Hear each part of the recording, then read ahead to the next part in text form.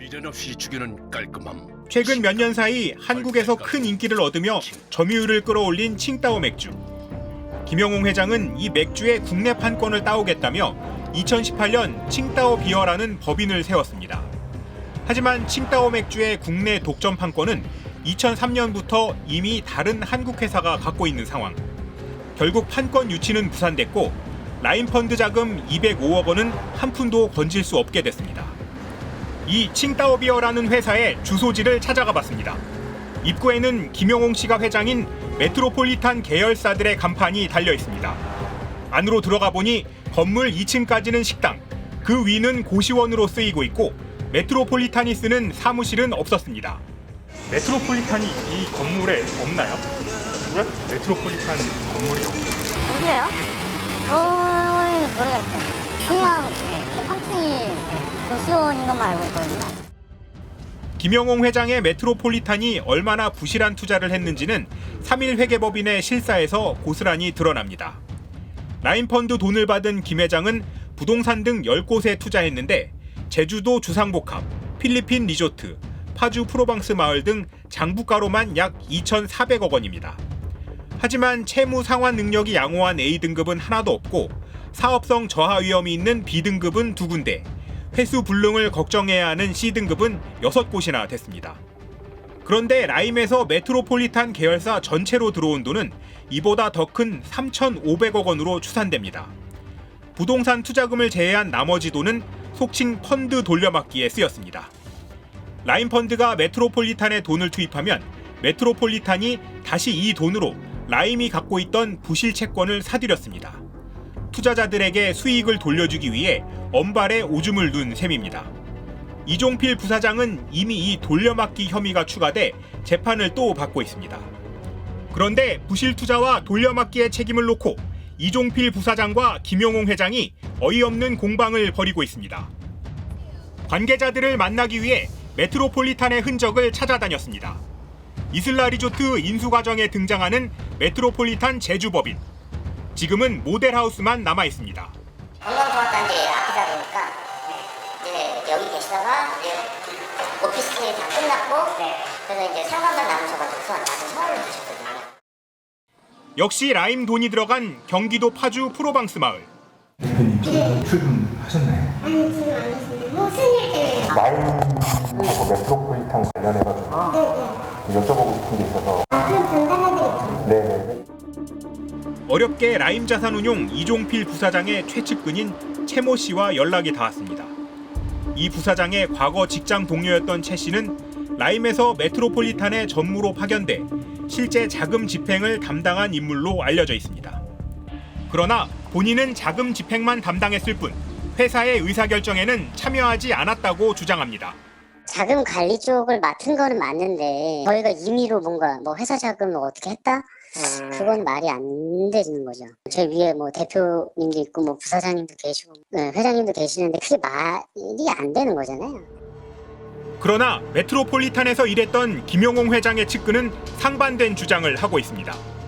이종필 부사장의 지시로 법인의 인감 도장과 통장, OTP 카드 모두 최모 이사가 관리했고 최 이사가 김 회장도 모르게 자금 집행을 한 경우도 있었습니다. 메트로폴리탄으로 돈이 들어온 지 10분도 안 돼 돌려막기용으로 다시 나간 적이 있을 정도였습니다.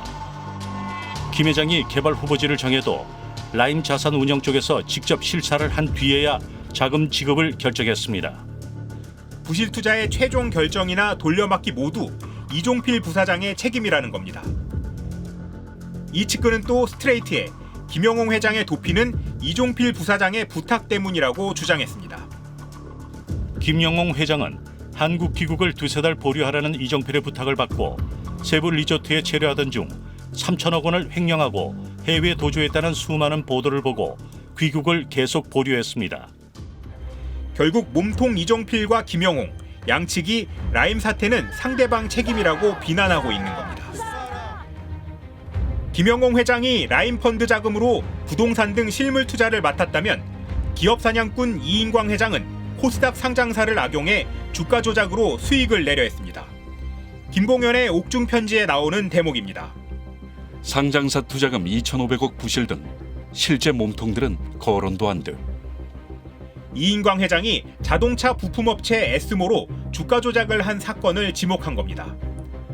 원래 이름은 넥센테크로 2017년과 2018년 주가가 무려 7배 넘게 뛰어오릅니다. 테슬라에 납품 예정이다. 자율주행 기술로 전도 유망하다는 기사가 쏟아졌으나 전부 가짜였고 주가 조작이었습니다. 원래 넥센테크에서 에스모 이름이 바뀌면서 그때 이제 저도 정확한 그 관계는 잘 모르겠어요. 주가 조작 사건 그러니까 그것 때문에 지금 저희 회사가 좀 많이 어려워진 상태고. 이 회장이 주가를 조작해 가격은 7배 넘게 올려놨지만 워낙 보유 지분이 많다 보니 제때 팔 수가 없었습니다. 보유 주식을 다 팔면 주가가 폭락할 게 분명했기 때문입니다. 그러다가 결국 주가는 곤두박질 쳤고 라인펀드의 투자금도 온데간데 없어졌습니다. 라인 자산에 투자를 했던 사람들의 피해를 본 사람은 투자자도 가입자도 있지만 주가 조작을 했던 그 회사에는 피해를 본 사람은 그 회사의 주주들도 있는 거거든요. 주가 조작을 했던 사람들은 이중으로 피해를 양산했기 때문에 주가 조작 공범들은 대부분 검거돼 1심에서 최대 12년의 징역형을 선고받았지만 모든 걸 기획한 이인광 회장은 잠적했습니다.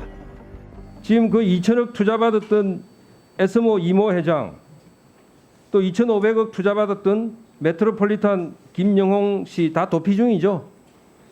예? 지금 잡으려고 수사하고 있습니까? 어떻습니까? 예, 그 부분 지금 제가 말씀드리기가 좀 곤란한데. 아니 도피한 범죄자 지금 잡고 있느냐고 물어보는데 예. 높은 수익률로 입소문을 타며 사모펀드 시장에서 급성장한 라임. 실제로는 2018년 5월부터 IIG라는 해외 펀드 투자에서 손해가 나고 있었는데 이를 감춰왔습니다. 투자에 문제가 생기면 다른 펀드에 들어온 돈으로 돌려막아온 겁니다. 그러다 보니 악순환을 뒤집을 고수익 사업들이 필요했고 주가 조작이나 카지노 등으로 눈을 돌리기 시작한 것으로 보입니다. 라임 같은 경우에는 처음부터 사기는 아니었죠. 투자했던 금액들이 손실을 봤을 경우에 그 약속됐던 수익률을 보장할 수가 없지 않습니까? 그럼에도 불구하고 손실난 금액을 통제하지 않고 돌려막기를 통해서 수익률을 4에서 심한 경우에는 7%까지 맞춰준 거죠. 펀드 투자자들의 돈을 이렇게 자기네 쌈짓돈처럼 마구잡이로 쓰는데도 아무 견제를 받지 않았다는 게 참 납득이 어렵습니다. 네, 사모펀드 운용에 구조적인 취약점이 있었다. 이렇게 보이는데요. 네, 그래서 피해자들은 진짜 몸통은 따로 있다고 이야기를 합니다. 위험도 높은 사모펀드를 경쟁적으로 판매한 은행과 증권사들.